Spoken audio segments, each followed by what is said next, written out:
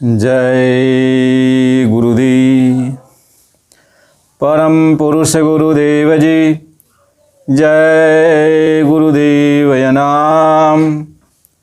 आलख यगम के पार में स्वामी तुम्हें प्रणाम।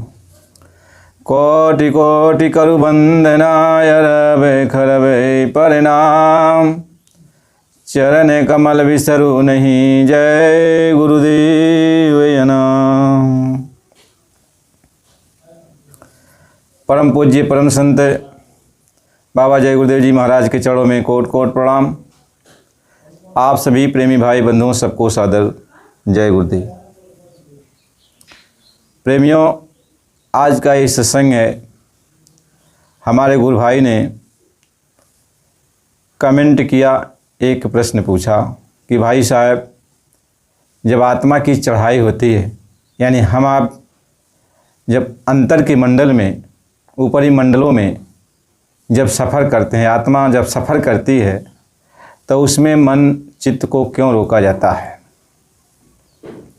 भाई साहब और सभी प्रेमियों, हमारे जितने गुरु भाई बहन हैं और सभी जो भी इस वीडियो के माध्यम से सत्संग वचन को सुनना चाहते हैं, सुन रहे हैं, हमारी सबसे अपील है, विनम्र प्रार्थना है कि आप लोग सत्संग को पूरा सुनिए।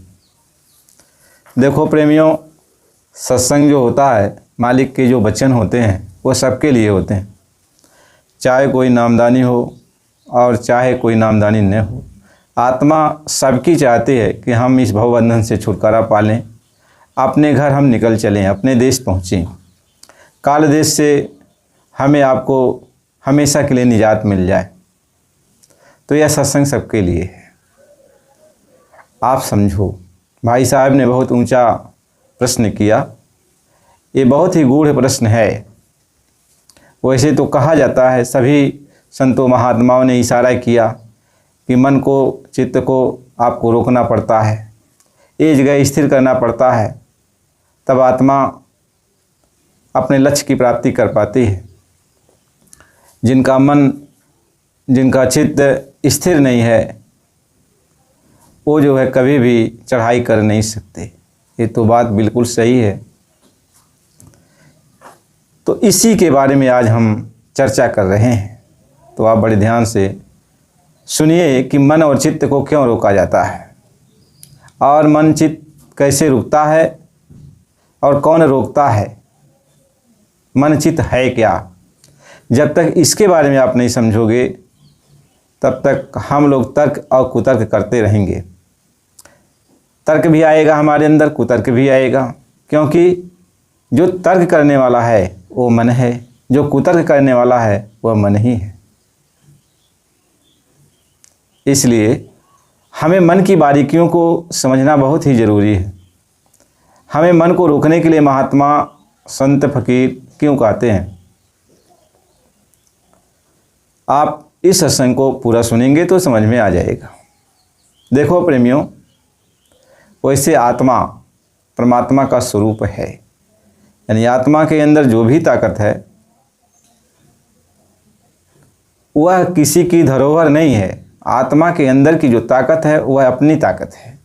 जैसे परमात्मा के अंदर जो ताकत है वह परमात्मा की खुद की ताकत है, किसी की और की नहीं है। ऐसे आत्मा के अंदर जो भी ताकत है वह खुद की ताकत है। यानी परमात्मा, जितनी भी परमात्मा के अंदर गुण हैं, जितनी भी शक्तियाँ परमात्मा के अंदर हैं, वो सारी शक्तियाँ आत्मा के भी अंदर हैं।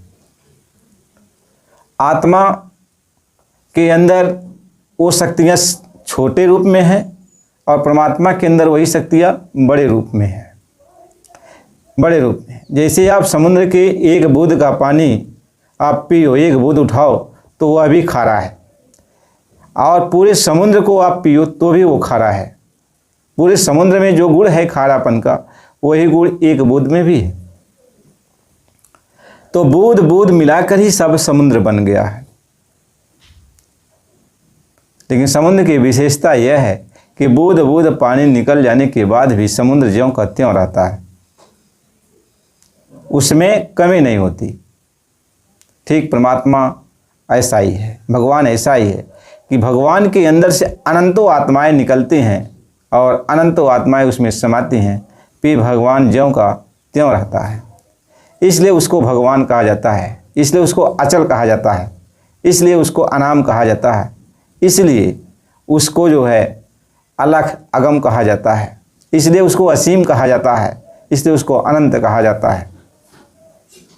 क्योंकि वो भगवान जो है अपने मर्यादा में पहले जब था, अब भी है और आगे भी रहेगा, अचल है।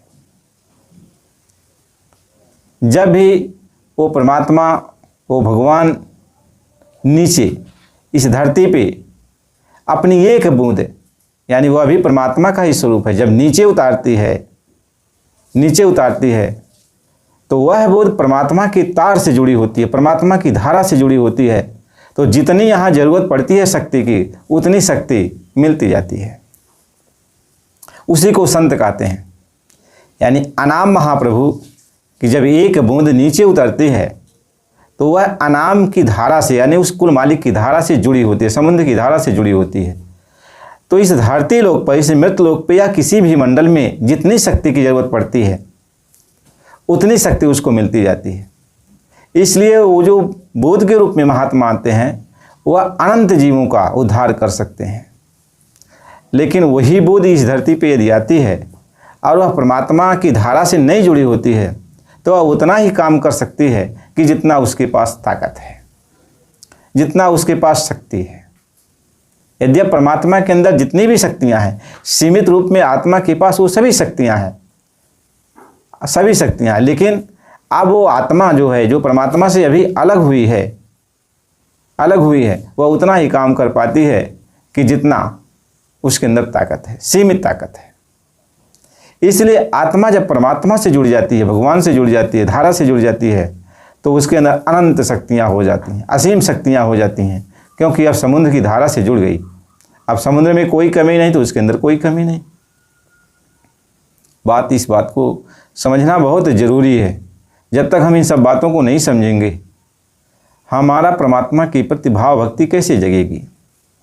देखो, संत उसी का नाम होता है जो परमात्मा की धारा से जुड़े होते हैं, और आत्मा उसी का नाम होता है, जीव उसी का नाम कह दिया जाता है जो परमात्मा की धारा से अलग हो चुकी हैं। यानी परमात्मा का रूप तो हैं, परमात्मा के अंश तो हैं, परमात्मा के बुद्ध तो हैं, लेकिन अब वो परमात्मा की धारा से नहीं जुड़ी हुई हैं।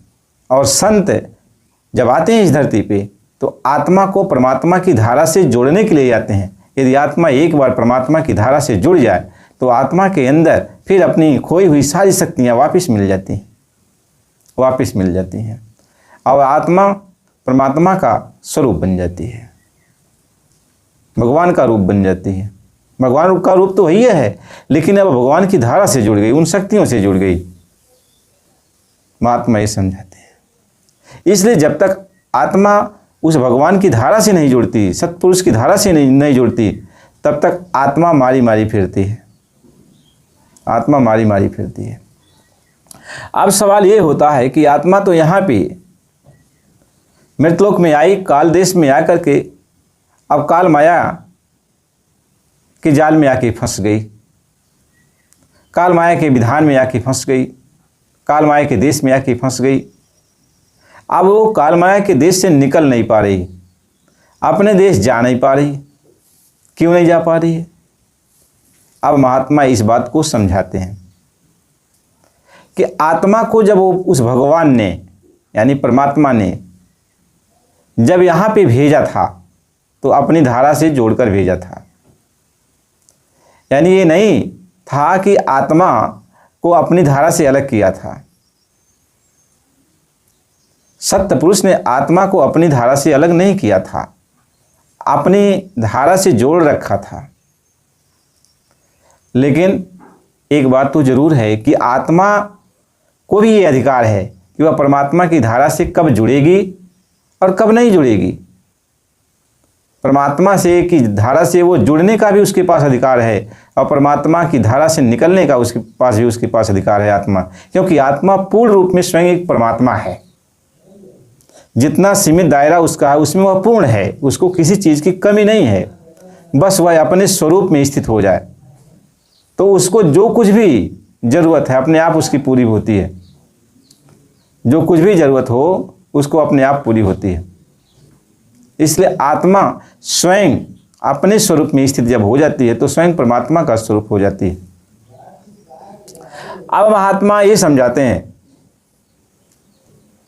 कि आत्मा जो है जब अपने देश चलने की तैयारी करती है तो उसके मार्ग में क्या क्या बाधाएं पड़ती हैं और इन बाधाओं से आत्मा कैसे निकल सकती है। महात्मा हम सबको समझाने की कोशिश किए और आगे करते भी रहेंगे।